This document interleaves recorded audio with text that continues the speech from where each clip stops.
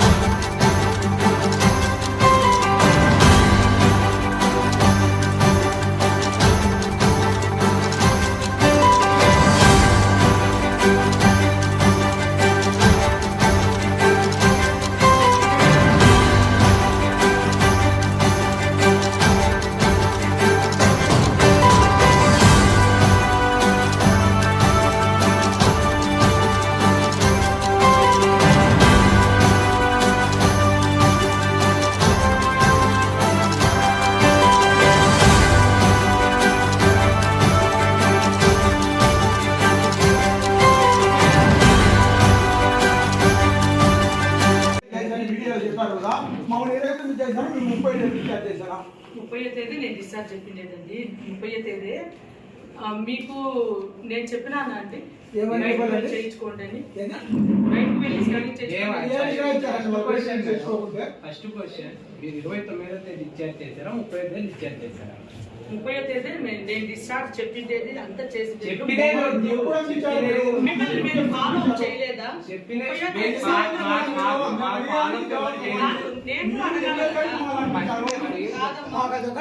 నిన్ను నేను వచ్చి చూడలేదా? 30వ తేదీ ఎక్స్రే అబ్డామిన్ నువ్వు అడిగితే నేను చేయించాను.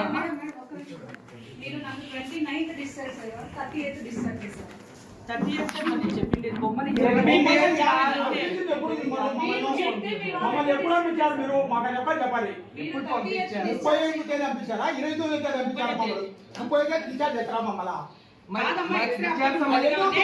మాట్లాడదు మీరు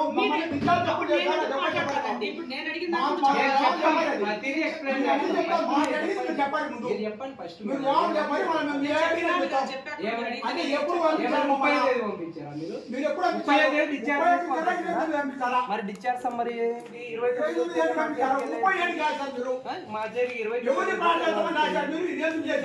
ఫ్రాడ్ చేసేది మీకు ఫ్రాడ్ చేస్తే మాకు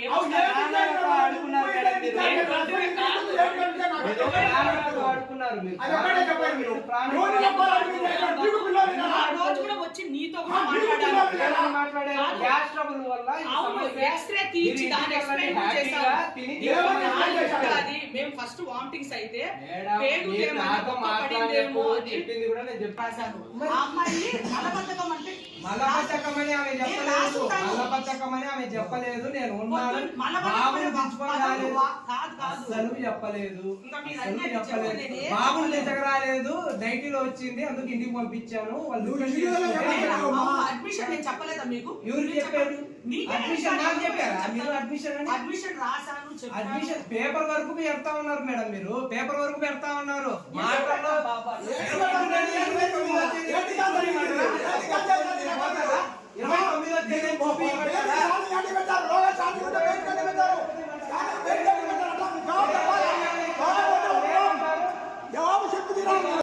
చెప్పేది ఒకటి,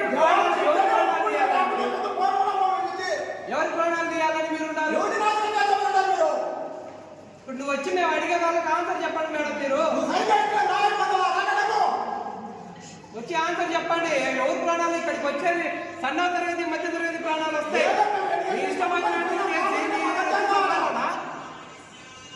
ఇప్పుడు వచ్చి మరి రండి, ఆన్సర్ చెప్పండి ఫేస్ టు ఫేస్. ఇక్కడేమో రేడియాలజిస్టు లేరని బయటకు పంపించామంటావు, వీడియోలో ఏమో వాళ్ళ క్రౌడ్ ఎక్కువ ఉందని బయటికి వెళ్ళారంటావు, సిటీ స్కాన్ కేసీట్లు చేంజ్ చేస్తావు, నీ ఇష్టం వచ్చినట్లు వాడుకునేకి నీ దగ్గర చేతులు అధికారం ఉందని డ్యామేజ్ చేస్తావా? ప్రజలు ఏం చేయాలా? ఇప్పుడు మేము డిశ్చార్జ్ అయ్యేటప్పుడు అది తీసుకున్నాం కాబట్టి సరిపోయింది, తీసుకోకపోతే నువ్వు చెప్పిందే కరెక్టా? నమస్కారం అండి, నా పేరు పెద్దమల్లి విశ్వనాథ్ రెడ్డి. నేను నా భార్య శివలక్ష్మి. ఈరోజు గవర్నమెంట్ హాస్పిటల్లో ఎంక్వైరీ ఉంది అని చెప్పి ఇక్కడికి రావడం జరిగింది.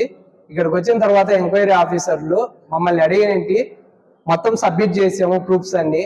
ఇక్కడ క్లియర్ గా కేస్ షీట్ చేంజ్ చేసేసింది. సిటీ స్కానింగ్ అని మేము డిశ్చార్జ్ అయ్యేటప్పుడు తీసుకున్న కేస్ షీట్ లో సిటీ స్కానింగ్ అని లేదు. ఆమె ఇప్పుడు సబ్మిట్ చేసిన కేస్ షీట్ లో సిటీ స్కానింగ్ అని చెప్పి క్లియర్ గా కేస్ షీట్లు చేంజ్ చేసుకొని వచ్చింది. తర్వాత ఇక్కడ స్కానింగ్ సెంటర్లలో ఇచ్చినటువంటి డాక్టర్ రవికుమార్ ఇచ్చిన స్కానింగ్ సెంటర్ కి, బాలాజీలో ఇచ్చిన స్కానింగ్ సెంటర్ కి, బృందాలో ఇచ్చిన స్కానింగ్ సెంటర్ కి అన్నిటికీ వేరియేషన్స్ ఉన్నా కూడా వీళ్ళు ఎటువంటి యాక్షన్ తీసుకుంటారో అనే దానికోసం ఎదురు చూస్తూ ఉన్నాము. మా దగ్గర ఉన్నటువంటి అన్ని ఎవిడెన్స్లు సబ్మిట్ చేయడం జరిగింది. న్యాయం కోసం ఎదురు చూస్తా ఉన్నాం. న్యాయం జరగాలి. ఆమె చేసింది తప్పు. 29వ తేదీ డిశ్చార్జ్ చేసి 30వ తేదీ డిశ్చార్జ్ చేశానని చెప్పడం ఇంకా పెద్ద తప్పు. ఒక్కరోజు కూడా అబ్జర్వేషన్ లో పెట్టుకోకపోవడము. ఎంక్వైరీలకు వస్తే కేస్ షీట్లు చేంజ్ చేస్తారు. వాళ్ళ హ్యాండ్ ఓవర్ లో ఉంది కాబట్టి కేస్ షీట్ చేంజ్ చేశారు. ఇదే ఇన్ కేసు నేను జిరాక్స్ తీసుకోకుండా ఉన్నింటే వాళ్ళు చెప్పింది కరెక్ట్, వాళ్ళు చేసింది కరెక్ట్.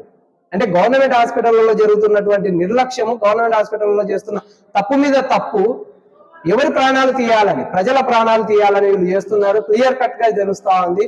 అయినా కూడా ఈమె ఇలయారా అని ఒక ఈఎన్టీ డాక్టర్ అయ్యింది, ఆమె ఎలా ఈ టుబెక్టమీ ఆపరేషన్ చేస్తా ఉంది అనే దానికి కూడా మేము అడిగితే ఆమె సర్టిఫైడ్ టుబెక్టమీ చేసింది అని చెప్పారు. అంటే సర్టిఫైడ్ చేసి ఆమె సంబంధం లేని డిపార్ట్మెంట్ లో ఈఎన్టీ డాక్టర్లను పెట్టి గవర్నమెంట్ ఎవరి ప్రాణాలను ఆడుకోవాలని చూస్తా ఉంది. నువ్వు సర్టిఫై చేసినంత మాత్రాన తను డాక్టర్ దీని స్పెషలైజేషన్ అయిపోతుందా? గైనకాలజిస్ట్ అయితేనే దానికి చేయాల్సినటువంటి ఆపరేషన్ అది ఈఎన్టీ డాక్టర్ ఎలా చేస్తుంది? అంటే గవర్నమెంట్ నిర్లక్ష్యం ఇది. ఎవరినైనా తీసుకొని వచ్చి ప్రమోషన్ మీద అసలు సంబంధమే లేని డిపార్ట్మెంట్ నుంచి తెచ్చి ఇక్కడ చేయడం అనేది ఎంతవరకు కరెక్ట్? ఎంక్వైరీ ఆఫీసర్ అడిగింది ఒకటే అన్న, మాకు న్యాయం చేయాలి, ఆమె లైసెన్స్ రద్దు అవ్వాలి, వాళ్ళ హస్బెండ్ లైసెన్స్ రద్దు అవ్వాలి. ఇవి రెండు మేము వాళ్ళని అడిగాము. ఎవరికి జరగకూడదు, ఇది ఇంతటితో అయిపోవాలి, ఇది పునరావృతం కాకూడదు. మెడికల్ గా మాకు ఇప్పటికి 10 లక్షల పైన అయిపోయింది. ఇంకొక సర్జరీ కూడా ఉంది ఈ అమ్మాయికి. అది ఎంత అవుతుంది దాని ఎస్టిమేషన్ మనకు తెలియదు. ఇంకా ఎంత అవుతుందో కూడా తెలియదు. నేను ఎంతవరకు పెట్టుకోవడానికి రెడీ. కానీ మాకు కావాల్సింది ఆమె లైసెన్స్ రద్దు అవ్వాలి. ఆమె డాక్టర్ గా అన్ఫిట్.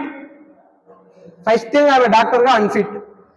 ఇలాంటి డాక్టర్లను తెచ్చి ప్రజల ప్రాణాలతో ఆడుకోవద్దని జిల్లా అధికారులకు కానీ గవర్నమెంట్ కానీ ఎవరికైనా మేము తెలియజేసేది ఇదే.